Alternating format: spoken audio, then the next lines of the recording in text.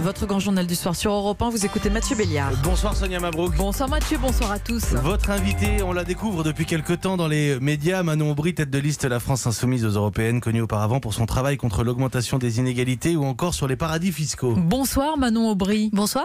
Un avertissement, celui de la Cour des comptes, qui s'inquiète aujourd'hui du dérapage du déficit de la France après notamment les 10 milliards d'euros de mesures annoncées en pleine crise des Gilets jaunes.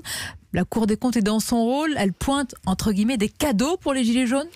Je pense que la Cour des comptes a oublié de pointer les cadeaux, en revanche, pour les plus riches que le gouvernement d'Emmanuel Macron s'est empressé de faire, tout juste arrivé au pouvoir.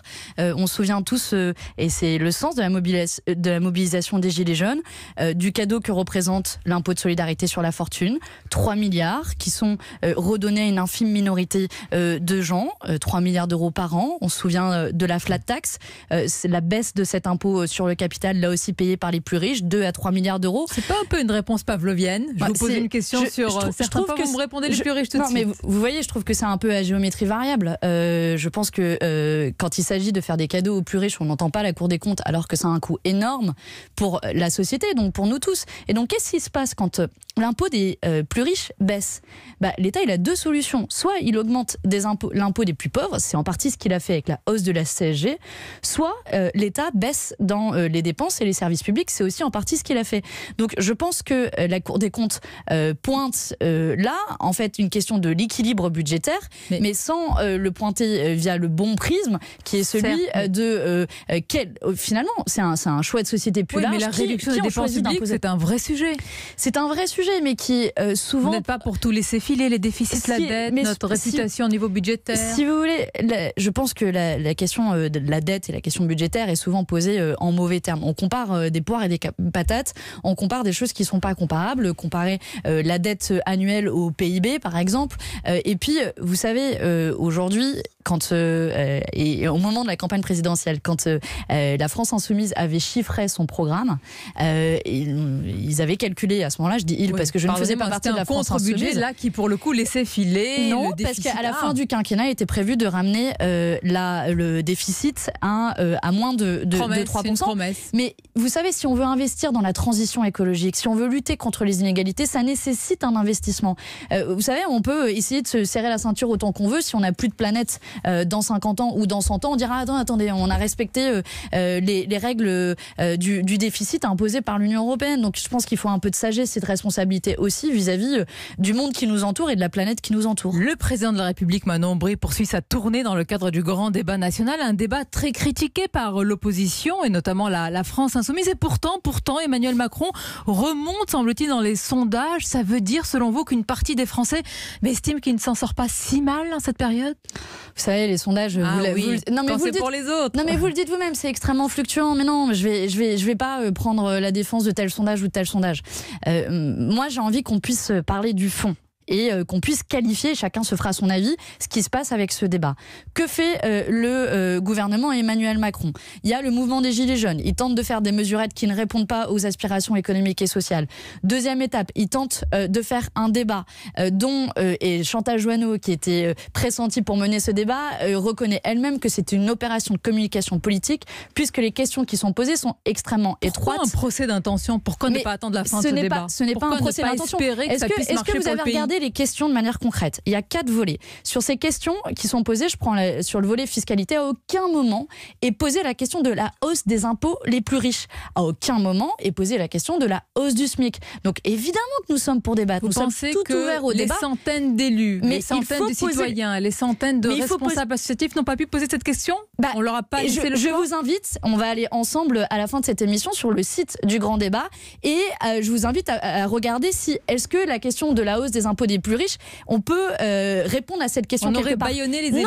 Non, mais c'est facile de discuter avec des élus. Je vous fais remarquer au passage qu'ils ne le discutent à aucun moment avec des citoyens. Et je fais remarquer aussi au passage que des Gilets jaunes ont créé un site alternatif du débat qui s'appelle levraidébat.fr, d'ailleurs fait par la même entreprise qui fait le débat pour le gouvernement, et là avec des vraies méthodes participatives, et lesquelles méthodes permettent d'ordonner par exemple les réponses et qui permettent juste pour finir là-dessus, parce que c'est un élément important. Oui. Un vrai débat, ça s'organise dans des réelles conditions de participation citoyenne avec des questions ouvertes. Vous pensez et ce n'est pas le que cas. Jean-Luc Mélenchon va dire cela? Emmanuel Macron, il va être reçu dans quelques minutes. On se pose la question parce que la dernière fois à Marseille, sans vouloir faire de mauvais esprit, mais face au président, il n'a pas osé réitérer ses critiques, Jean-Luc Mélenchon. Vous savez, ils se sont croisés à Marseille. Nous sommes dans un cadre il était pris de républicain. court. Mais vous auriez crié au scandale si jamais Jean-Luc Mélenchon s'était énervé en disant la France est en colère, il faut que vous écoutiez la France. Par contre, là, pour être clair, Jean-Luc Mélenchon, il va arriver avec un message ferme à Emmanuel Macron pour lui dire la France est en colère, les citoyens et le peuple sont en colère, il faut apporter des réponses. Et ces réponses, elles sont de l'ordre économique et social, d'une part, sur la hausse du SMIC, sur la justice fiscale, et démocratique d'autre part. Donc si vous êtes prêt à avoir un vrai débat de société, ayons-le autour d'une la France est en colère. Mais par pourquoi exemple cette France ne voit pas, ou une partie de cette France ne voit pas Jean-Luc Mélenchon comme une réponse ou une solution? Apparemment dans les sondages, et là encore, mais quand même, votre score dans les sondages ne frémit pas. Qu'est-ce qui ne marche pas? Est-ce que c'est votre stratégie vis-à-vis des Gilets jaunes? Est-ce que c'est l'attitude de Jean-Luc Mélenchon? Je pense qu'il y a deux éléments de réponse là-dessus. Le premier, c'est que pour moi, une des difficultés réelles auxquelles on fait face est de vraiment avoir un débat d'idées à un débat de fond. Souvent, l'amalgame est fait à tort et qui me met en colère entre le Rassemblement national et la France insoumise, par exemple.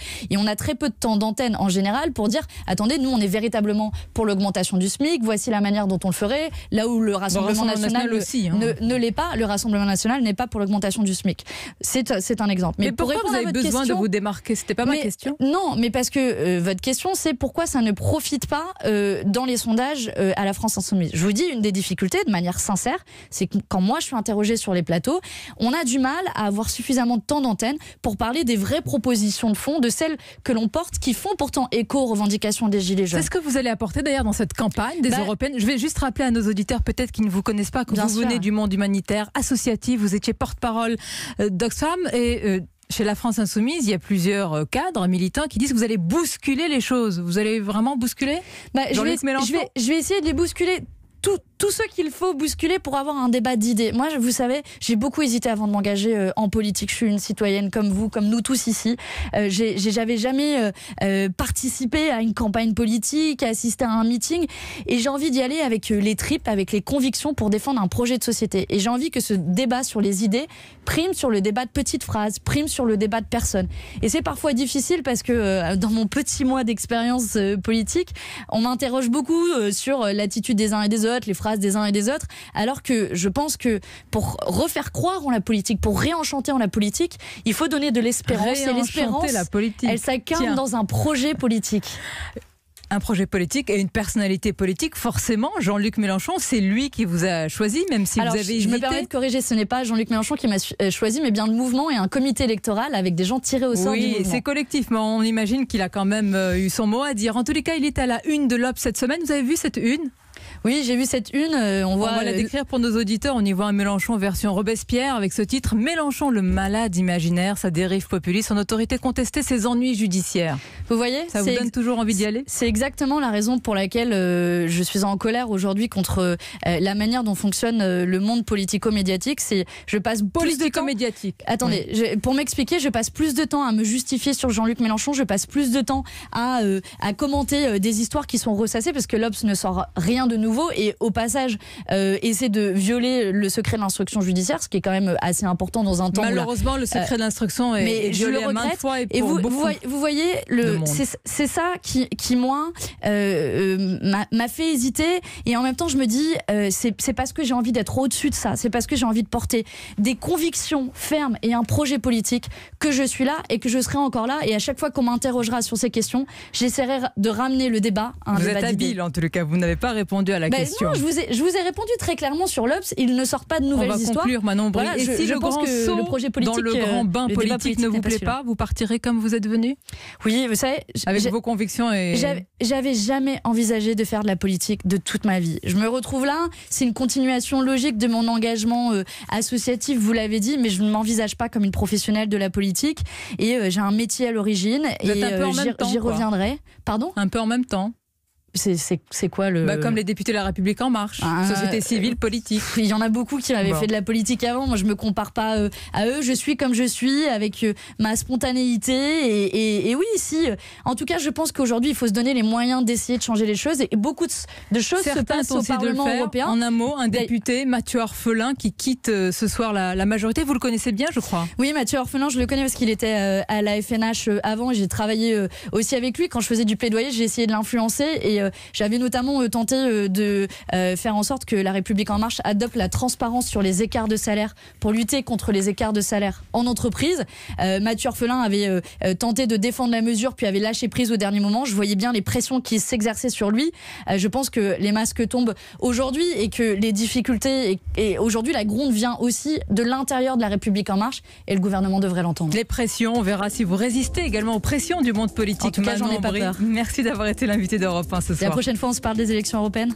C'est ce qu'on a fait quand même, mais vous reviendrez avec plaisir, comme d'autres têtes de liste à cette antenne. Vous le faites à toutes les interviews ou vous l'avez fait hier matin sur France Inter? En fait, c'est tant que vous savez, moi je suis tête de liste pour une élection et les élections européennes sont une élection qui sont importantes, un scrutin majeur. Je pense qu'il faut parler du débat de projet. C'est comme ça qu'on réenchantera la politique. Donc je le répéterai autant de fois que nécessaire. Merci Manon Aubry, merci Sonia Mabrouk. Il est 19h22.